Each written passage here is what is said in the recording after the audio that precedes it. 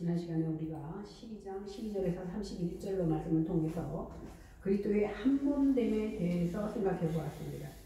예수 그리스도의 십자가 복음으로 말미암아 구원함을 받은 우리들은 예수 그리스도 안에서 한몸 되었다고 했습니다. 한몸된 우리가 그 의미를 바로 알아서 주님의 몸된 교회를 바르게 세워나가서 교회가 교회다움을 나타내야 된다, 이런 말씀을 저희가 생각해 보았는데, 오늘은 우리가 보통 사랑장이라고 말하는 고린도전서 13장을 보도록 하겠습니다. 고린도전서 13장은 은사들에 대한 내용, 그러니까 12장에도 은사에 대해서 나왔고 12, 13, 14가 계속해서 은사가 나오는데 12장과 14장 사이에 끼어있는 것이 바로 13장입니다. 그러므로 이 사랑장은 독립적인 것이 아니라 12장에서 14장에 걸쳐서 바울이 고린도 교회에 있는 은사들의 문제를 권면하는 데 주어지는 말씀임을 알 수 있습니다. 그러므로 13장은 은사가 어떻게 사용되어야 하는지를 점검하는 장이다, 이렇게 생각하면 되겠습니다. 은사를 받았다고 고린도 교회 교인들이 잘난 척하고 자랑하는 고린도 교인들을 위해서 어쩌면 책망하는 장이다, 이렇게 생각하시면 되겠습니다. 요한복음 6장 63절에 보면 이런 말씀이 있습니다. 살리는 것은 영이니 육은 무익하니라. 내가 너희에게 이를 말이 영이요 생명이라. 육으로 난 것은 육입니다. 아무리 육적인 것을 노력해도 육으로 난 것이 저절로 영으로 바뀔 수는 없습니다. 우리가 결단과 결심으로도 안 됩니다. 선행이나 고행이나 금식으로도 육이 영이 될 수 없습니다. 혈과 육은 하나님의 나라를 유업으로 받을 수가 없습니다. 그러면 영이 무엇입니까? 하나님의 말씀이 영이요, 하나님의 말씀이 곧 생명입니다. 그러면 이 예수님의 말씀이 어디에 있습니까? 성경책에 기록되어 있습니다. 그죠? 그런데 수많은 사람들이 성경책을 줄줄 외우고 열심히 읽어도 예수를 믿지 않는 사람이 많다는 거예요. 왜? 성경을 내 교훈으로 받으면 그것은 도덕책에 불과하지 내 생명을 건져줄 만한 내용이 되지 못합니다. 예수를 믿지 않고 성경을 보니까 그렇습니다. 그 사람이 성경을 그렇게 많이 읽어도 예수를 믿지 않는 것은 성령이 그 안에 거하지 않기 때문입니다. 영이요 생명이신 예수님의 말씀을 성경책에 기록해 놓았다고 해서 그 성경을 인간이 스스로 해독하고 영이 될 수는 없다라는 겁니다.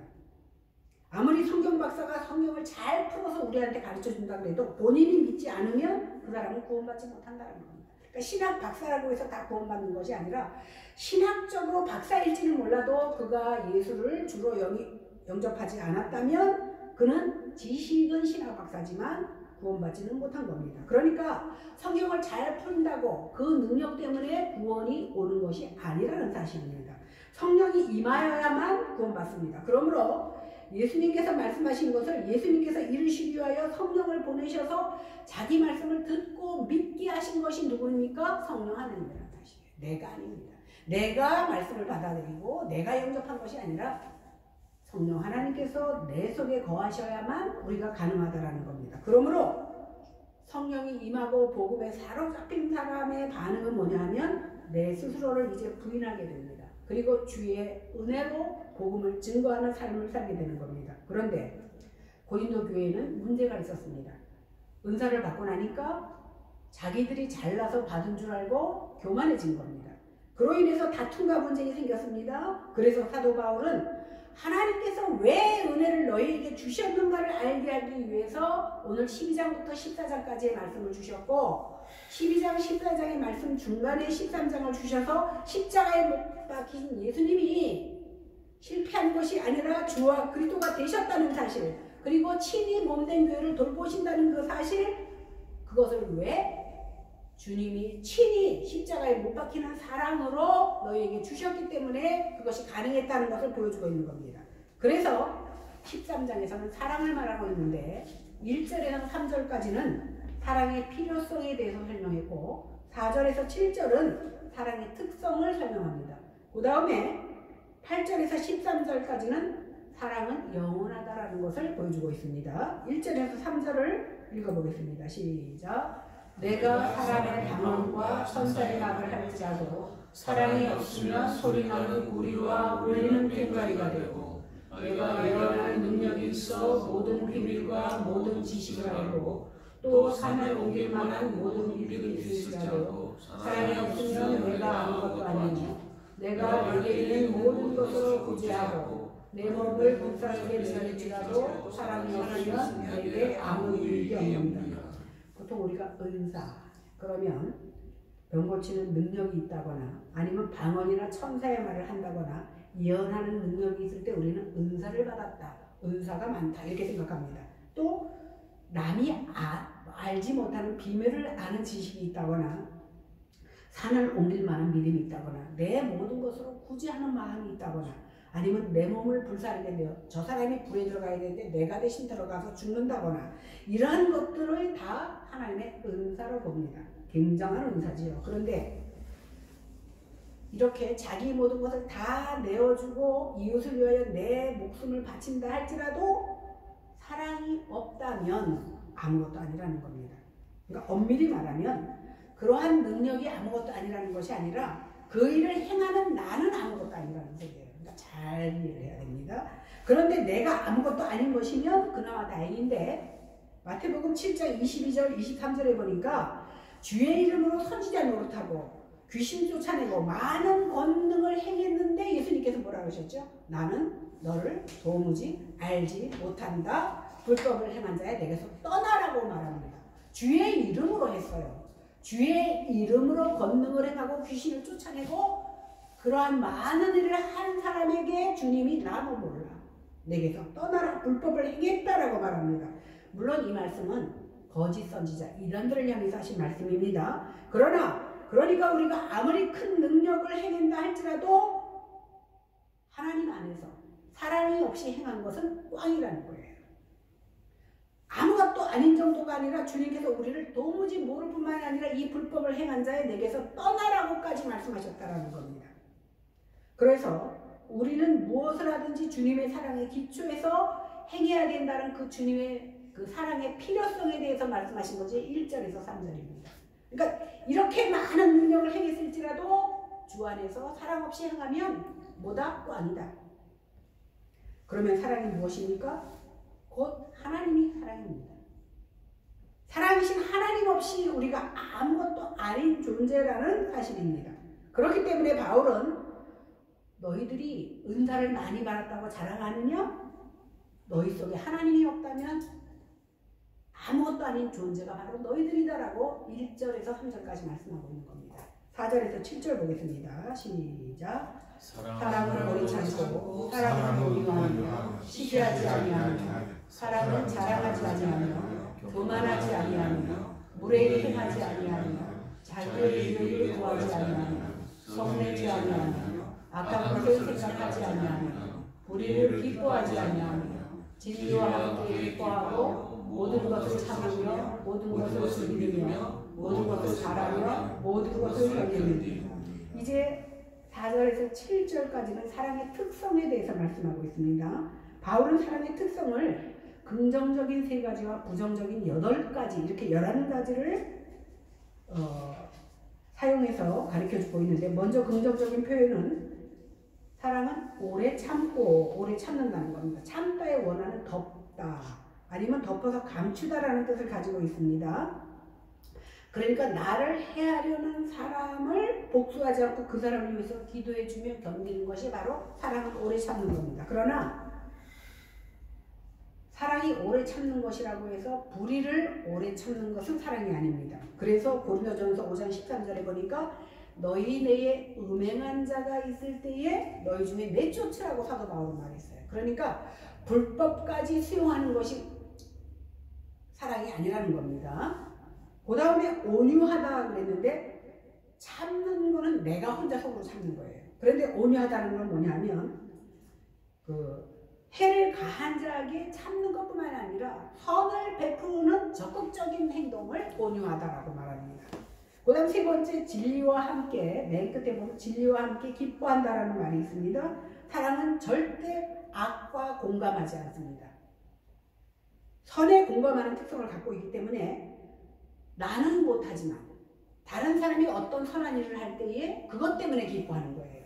나는 못하지만 다른 사람이 나 대신 어떠한 하나님을 기쁘게 하는 일 때문에 내가 함께 기뻐할 수 있는 것이 바로 이 말씀입니다. 진리와 함께 기뻐한다는 겁니다. 그럼 대부분 사람들을 보면요, 억울한 일을 당하면 참는 자가 복이 있으니까 참아라 라고 권면합니다. 그런데 내가 억울한 일을 당하면 어떻게 해요? 남한테는 참으라고 말해줬는데 나는 못 참겠어. 아주 그냥 가슴이 부글부글 끓습니다. 속이. 사랑으로 하지 않으면 아무 소용이 없는데 우리는 사랑하는 것이 아니라 어떻게? 분해서 잠도 못 잡니다. 남에게는 말해주기가 쉬웠는데 나는 가능하지 않다라는 겁니다. 그래서 사랑은 오래 참고 사랑은 온유하다는 그 말씀을 그렇게 살지 못하기 때문에 책망하는 말씀이 바로 오늘 고린도전서 13장이라는 겁니다. 그래서 우리 교회는 이제부터 사랑이 없으니 서로 사랑합시다 이 말이 아니라 우리는 사랑하려고 해도 잘 안 되는 것이 바로 우리의 모습이에요. 그래서 서로 사랑합시다 말할 것이 아니라 주여 나를 용서해달라고 말해야 되는 것이 바로 우리들의 모습이라는 겁니다. 이제 부정적인 8가지를 보겠는데 이것을 반대로 행하면 사랑하는 것이 되는 거예요. 첫 번째는 뭐라고 했습니까? 시기하지 않는다. 그러니까 시기하는 것의 반대가 시기하지 않는 거잖아요. 시기라는 것은 어디서 나옵니까?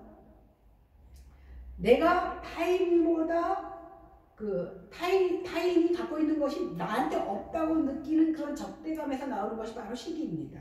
그러니까 그 마음을 갖지 않는 것이 시기하지 않는 마음이죠. 그 다음 자랑하지 말라는데 자랑이 어디서 나면 시기하는 마음이 있으니까 자랑이 나오는 거예요.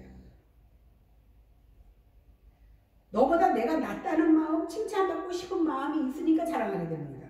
세 번째는 교만하지 말라고 했습니다. 교만은 자신을 부풀려 보이게 하는 마음이 바로 교만한 마음입니다. 그 다음에 무례히 행치 않는다고 했는데 상대에게 격에 맞지 않는 행동을 하는 것이 바로 무례입니다. 그러니까 겸손하지 않으니까 무례하게 되는 겁니다. 그 다음에 자기의 유익을 구하지 아니하려고 했는데 이기적이고 자기 것을 포기하지 않게 되니까 자기의 유익을 구하게 되는 거예요. 그래서 나를 포기할 때 비로소 남의 유익을 구하게 됩니다. 그 다음에 성내지 말라고 해서 우리 성내는 거 잘 알잖아요. 상대가 자극하니까 내가 성낸다고 그래요. 그런데 성경에서는 상대가 자극을 해도 쉽게 화를 내지 말라고 말하고 있습니다. 7번째, 악한 것을 생각하지 아니하며 내가 잘못하지 않았는데 해를 당했다 할지라도 이거 반드시 복수해야 되겠다 이런 악한 마음을 갖지 말라는 겁니다. 그 다음에 불의를 기뻐하지 아니하며 불이라는 것은 뭐냐면 모든 악한 것들의 총체적인 것을 불이다 이렇게 말하고 있습니다. 그래서 간혹 교회에서 이제 어떤 불의한 것을 발견했을 때 많은 사람들이 아유 사랑으로 덮어 그냥 은혜로 넘겨 이런 말을 쉽게 합니다. 그런데 불의를 덮는 것이 은혜는 아닙니다. 은혜로 넘어가자고 말하고 침묵하는 모습이 바로 하나님이 원하는 모습이 아니라는 겁니다. 다시 말해서 진리를 위한 발걸음이 아니라 불의와 싸움을 포기하는 것이 되는 겁니다. 그러니까 불의는 눈 감고 사랑으로 넘겨주는 것이 아니라 불의는 단절해야 되고 내쫓아야 되는 거예요. 아까 사도 바울이 말했던 것처럼 음해한 것을 내어쫓으라고 했듯이 내어쫓아야 되는 것이고 의의를 받아들여야 되는 겁니다. 근데 우리가 나 자신을 가만히 생각해 보면 하라는 것은 안 하고 하지 말라는 것은 하면서 살아가는 것이 바로 우리들의 모습입니다. 그래서 우리에게 필요한 것이 예수님의 말씀입니다. 예수님의 십자가만이 죄인임을 아는 자가 바로 복음입니다. 그러니까 복음은요, 예수님의 십자가로 인하여 내가 구원받았고 십자가만이 나를 살리는 방법이라는 것을 깨닫는 것이 바로 복음을 접한 자라는 겁니다. 사도 바울은 그래서 복음을 접한 후에 뭐라고 그랬습니까? 나는 죄인 중에 괴수로다. 이 말씀이 들어오면, 예수님이 내 안에 들어오면 내가 잘난 척해지고 교만해지는 것이 아니라 정말 하나님의 말씀에 비추었을 때 나는 정말 죄인이라는 것을 깨닫게 됩니다. 그래서 바울이 나는 죄인 중에 괴수라고 고백했던 겁니다. 주님께서 오래 참으셨기 때문에 우리를 사랑하셨고 주님께서 오래 참으셔서 사랑하셨기 때문에 십자가에 달려 돌아가신 겁니다. 그래서 우리의 구원이 일어났습니다. 우리가 아무리 입으로 성경을 줄줄 외운다 그래도 우리가 이루어낼 수 있는 말씀은 한 구절도 없습니다. 그래서 우리는 말씀을 접할 때마다 나는 죄인이구나 라고 회개할 수 있는 마음이 들어야 된다는 겁니다. 8절 보겠습니다. 시작. 사람은 언제까지나 떨어지지 않냐되 예언도 패하고 방언도 그치고 지식도 패하리라. 바울은 예언과 방언과 지식을 사랑의 영원성과 비교하고 있습니다. 사랑은 영원하지만 방언이나 그 예언이나 지식은 어떻게 된다? 없어진다, 패한다는 게 없어진다는 거잖아요. 이 세 가지가 모두 폐기된다는 것은 이것들이 하늘에 있는 완전한 지식이나 예언이나 이런 것이 올 때 불완전하고 부분적인 것이기 때문에 없어진다라는 소리입니다. 그러나 사랑은 언제까지나 떨어지지 않고 영원하다 이렇게 말합니다. 9절에서 11절입니다. 시작.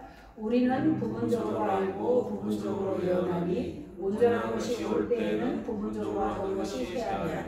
내가 어렸을 때에는 말하는 것이 어린아이와 같고 깨닫는 것이 어린아이와 같고 생각하는 것이 어린아이와 같다가 장성한 사람이 되어서는 어린아이의 일을 버리노라. 제가 유튜브를 보면서 잘 보는 게 어린아이 프로를 잘 봐요. 그게 저하고 맞아. 왜? 거짓이 없어. 참 애들 보면요. 가짜 문 만들어 놓고 문을 열고 까꿍하면 막 좋아해. 그리고 그거를 100번 해도 100번 다 좋아해. 그만큼 순수하다는 거예요. 우리는 한 2번 하면 아이씨 나를 놀리려고 안 해버리잖아요. 애들은 그만큼 순수해요. 그래서 제가 그걸 참 좋아하는데 우리가 보통 예언하고 방언하면 어떻게 생각해요? 이야 은사를 많이 받았구나. 장성하고 성숙하고 높은 차원의 신앙을 가지고 있구나 이렇게 판단합니다. 그런데 사도 바울은 장성한 사람이 되면 이것이 바로 우리가 버려야 될 어린아이의 일이래. 그러니까 우리의 생각과 다르죠. 그러면 어린아이의 일이 아닌 온전한 일이 무엇입니까? 제일 좋은 길이 무엇입니까? 그것이 바로 사랑이라는 겁니다. 사랑이 없으면 방언을 해도 예언을 해도 어떠한 능력을 행해도 그것이 아무것도 아닌 것이 된다는 겁니다. 그런데 그 사랑을 우리가 실천해서 온전해진다? 아닙니다. 우리가 사랑을 실천하기 때문에 온전해진다? 아니라는 거예요. 그 사랑을 받아야 온전해지는 거예요. 그 사랑이 무엇입니까? 그리스도의 사랑이에요. 우리가 내 스스로 사랑해야지 해서 사랑해지는 것이 아니라 그리스도의 사랑이 내 속에 들어왔을 때 그 사랑을 투사할 수 있어야 그것이 온전해지는 것이지 내 스스로 그 사랑을 만들어내는 것이 아니라는 겁니다. 이 온전한 것이 바로 예수님의 사랑입니다. 그러니까 온전한 것이 온다고 했는데 그것을 사랑이라고 하는데 그렇다면 온전한 것의 의미가 무엇인지를 한번 생각해 보겠습니다. 온전하다는 것을 두 가지로 생각할 수가 있는데 첫 번째는 계시의 온전함이고 두 번째는 예수 그리스도께서 재림하시면 모든 것이 다 온전해집니다. 그때는 예수님이 오시면 명확해져. 아, 너는 믿었구나, 안 믿었구나. 가짜로 믿었는지 진짜로 믿었는지 아주 거울을 보는 것처럼 아니 실물과 실물을 대하는 것이 명확해집니다. 그래서 성도는 그날 주님을 마주대하게 됩니다. 그런데 여기서 생각해보고자 하는 것이 뭐냐면 계시의 완전성입니다. 만약에 예수님께서 재림하실 때까지 계시가 계속 주어진다면 지금 성경이 한 권으로 안 돼요. 아마 수천 권, 수만 권은 됐을 거예요. 계시가 계속 주어지니까 누군가는 써야 되잖아. 그러면 성경이 한 권으로 안 되고 많은 성경이 주어졌을 겁니다. 그런데 이미 계시는 이 성경이 주어짐으로 하나님의 계시가 완성되었어요. 우리에게 허락하신 계시가 완성된 거예요. 그런데 오늘날도 계속해서 계시가 주어지고 있다고 생각하는 사람들이 있습니다. 오늘날 한국교회를 어지럽히는 신사도 운동을 하는 자들이 바로 그들인데 그들에게 성경은 단지 참고서에 불과합니다. 그들에게 아직도 직통계시가 내려오고 심판받아 망할 이 세상의 성공을 계시받은 성공의 증거라고 말하고 있는 겁니다. 그러다 보니까 많은 사람들이 현혹되어서 세상에서 버림받은 십자가의 이야기가 아니라 세상에서 성공한 것 흠모할 만한 영광들이 다 세상 가운데 있다라는 겁니다. 세상에서 잘 되는 것이 하나님의 뜻이라고 하나님의 의라고 그들이 아주 자신 있게 말하고 하나님의 복이라고 외치고 있습니다. 그러니 오늘날도 엉터리 계시는 계속되어 쏟아지고 있습니다.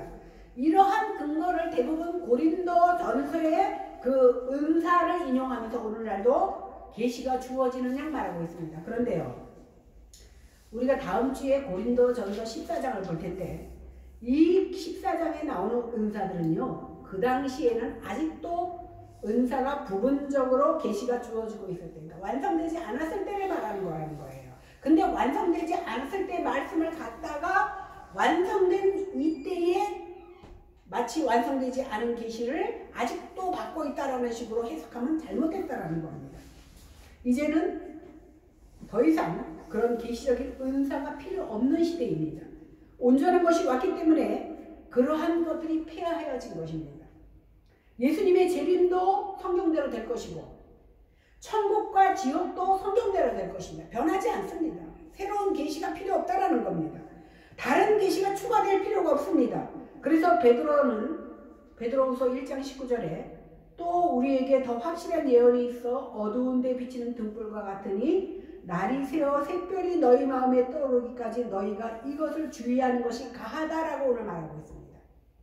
이미 계시는 우리에게 성경으로 주어졌습니다. 그런데 문제는 성경 이야기를 하면서 세상에 보이는 영광들을 이야기하는 것입니다. 많은 사람들이 뭐라고 얘기하냐면 목사님이 기도해 주니까 시키는 대로 했더니 내가 복을 받았어. 이렇게 간증합니다. 물론 이들이 말하는 복은 세상적인 복입니다. 오늘날 도리어 복음을, 참된 복음을 전하면 싫어합니다. 왜? 내가 버려야 될 것, 내가 손해봐야 될 것이 너무 많기 때문입니다. 말씀의 본의를 전하면 도리어 이상한 류의 취급을 받습니다. 세상 풍조가 바뀌었는데 아직도 그 말을 하고 있다고 손가락질합니다. 그런데 이런 모습이 오늘날 우리의 모습이라는 사실입니다. 우리도 대충대충 합리화시켜가면서 신앙생활 하기를 원합니다. 왜? 그게 편하거든요.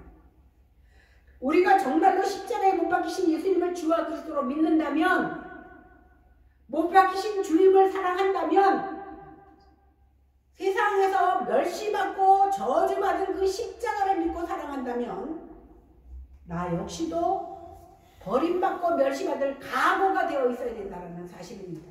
그게 힘드니까 진정한 복음이 왔을 때 우리는 거부하는 겁니다. 그런데도 예수님을 믿고 따르겠느냐는 겁니다.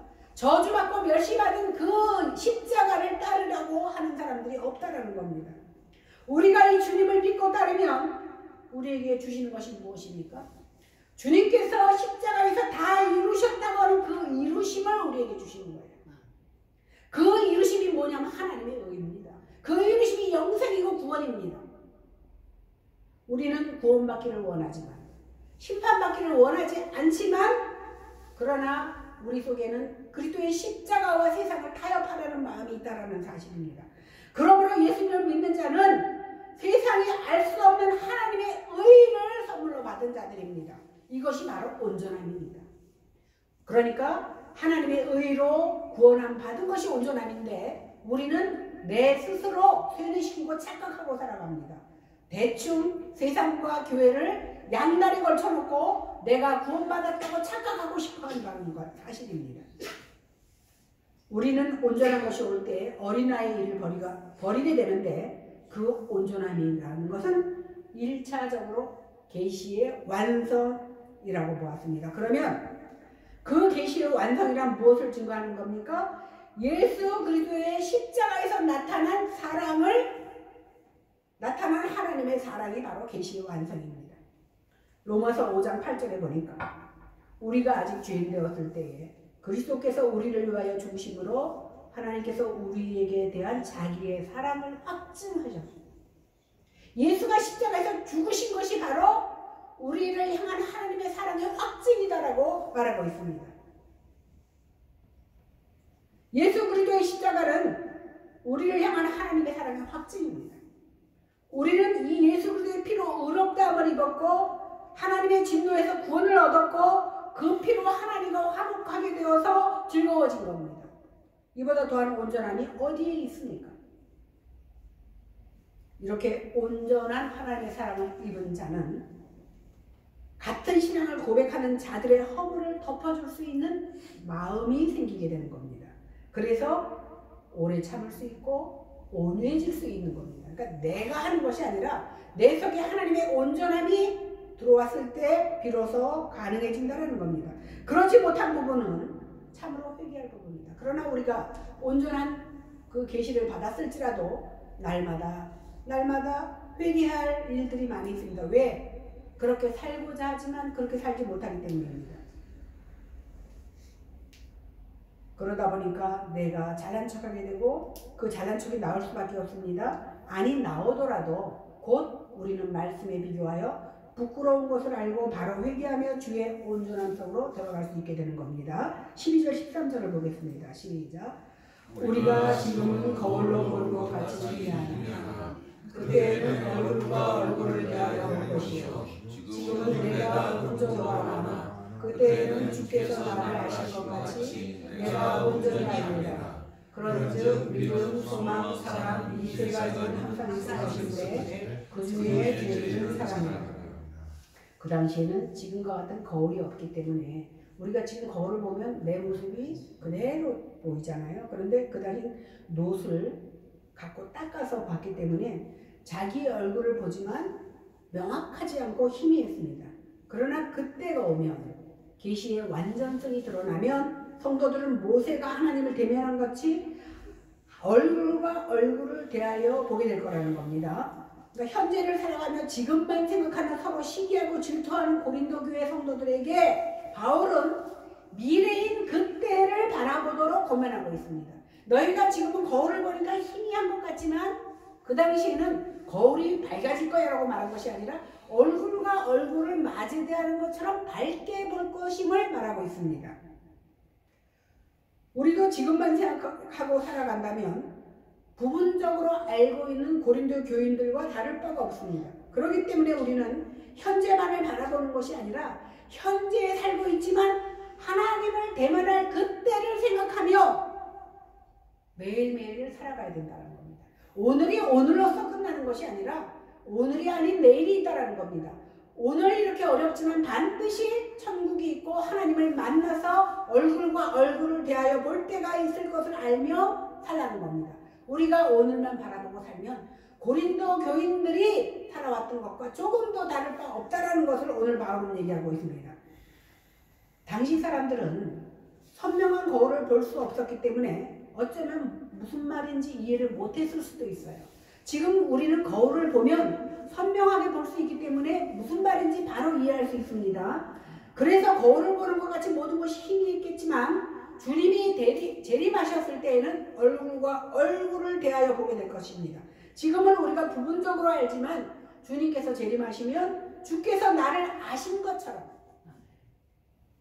내가 온전히 깨닫게 된다는 사실입니다. 그래서 믿음과 소망, 사랑은 항상 있을 것인데 그 중에 제일이 사랑이다라고 오늘 바울은 결론을 맺고 있는 겁니다. 오늘 우리가 이 사랑장을 보면서 깨달아야 될 것은 뭐냐면 이제 우리가 사랑하자. 그런데 아까 뭐라고 했어요? 사랑하자 해도 사랑이 온전히 이루어낼 수 없는 것이 바로 우리의 죄성을 가진 우리의 인간입니다. 그러면 우리는 이 속에서 깨닫는 것이 뭡니까? 사랑하고 싶은데, 참고 싶은데, 성내지 않고 싶은데 꼭 반대로만 가는 우리를 발견하고 우리는 주여 내가 죄인입니다. 정말 주의 오래 참으심과 용서가 없이는 정말 나는 구원받을 수 없는 죄인이구나 하는 것을 깨달아야 된다는 사실입니다. 그래서 고린도전서 13장 말씀을 보면서 내가 이렇게 우리 이제 이렇게 서로 사랑하자 이것보다는 먼저 그리스도의 용서와 사랑을 덧입어야만 가능한 존재임을 깨달아야 된다는 사실입니다. 이 사실을 알 때 우리의 지체들을 향한 우리의 시선이 달라진다는 사실입니다. 그러니까 그 상대를 볼 때 교만해지는 것이 아니라 어떻게? 내가 너보다 더 용서받아야 될 죄인이라는 것을 깨닫게 된다는 사실이에요. 그러니까 어떻게 교만해질 수 있고 어떻게 그 사람에 대해서 삿대질할 수 있느냐는 겁니다. 나 같은 죄인을 주님께서 이렇게 오래 참아주셨습니다. 우리 가운데 이런 은혜의 역사가 임할 때 결단과 결심에서 나오는 그 사랑이 아니라 누구보다 더 큰 죄인인 나를 우리 주님께서 묻지 아니고 사랑하시고 하나님의 백성 삼으신 그 은혜를, 그 용서를 깨달았을 때 나오는 그 용서와 사랑이 우리 가운데 나온다라는 거예요. 그러니까 성경을 읽으니까 사랑하라 그랬어, 사랑에 대해서 11가지를 말씀하셨어, 이대로 실천해야지 노력해서 나오는 사랑이 아니라 더할 수 없는 그 사랑을 받은 그 사랑으로 흘러나오는 사랑. 무슨 말인지 이해가 되죠? 내 속에 사랑이 넘치니까 넘치는 사랑에서 넣는 그 사랑이어야지, 사랑해야지 결심하고 결단해서 나오는 사랑으로 되는 것이 아니라는 겁니다. 그래서 너보다 더 큰 죄인인데 오늘 우리 주님의 은혜로 용서받은 것에서 나온 그 용서와 사랑이 증거로 나타난다는 사실입니다. 우리는 어린아이와 같이 아주 차원 낮은 생각으로 마음에 다짐하고 신앙생활 열심히 해야지, 사랑해야지, 용서해야지 하면 내 결심으로 된다라고 생각했는데 내 결심으로는 되지 않습니다. 내가 더 큰 사랑으로 인하여 주님께 받은 그 무한한 사랑으로 인하여 그 사랑이 넘쳐서, 그 용서가 넘쳐서 상대를 용서할 수 있게 되고 사랑할 수 있게 된다는 사실. 결국은 내가 하는 것이 아니라 누가? 하나님이 하시는 겁니다. 내 속에 있는 하나님으로 강해진다는 사실입니다. 이러한 것을 깨닫고 성령 하나님께서 우리에게 은혜 주셔야만이 우리 가운데 주님의 사랑을 알게 되고 깨닫게 되고 그 사랑과 용서가 넘침으로 내 속에 몸에 밴듯이 사랑이 나갈 수 있게 되는 겁니다. 그래서 오직 주님의 몸된 교회가 세워져 가고 주의 영광이 나타나게 되는 줄을 믿습니다. 그래서 우리 교회가 다른 교회는 어떠할지라도 우리 속에 주님의 사랑이 넘침으로 우리 교회가 잘 세워져 가는 교회가 되어지기를 주님의 이름으로 축원합니다. 기도하겠습니다. 하나님, 우리는 고린도전서 13장의 말씀이 너무 좋아서 찬양도 하고 외우기도 하며 읊어댔습니다. 그러나 외웠어도 우리 속에 다 알았어도 그것을 실천하는 것과는 다른 모습입니다.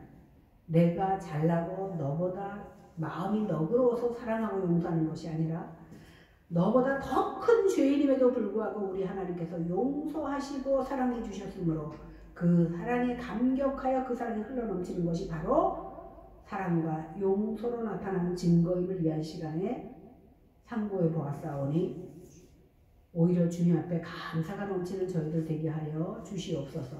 감사드리며 예수님 이름으로 기도했습니다.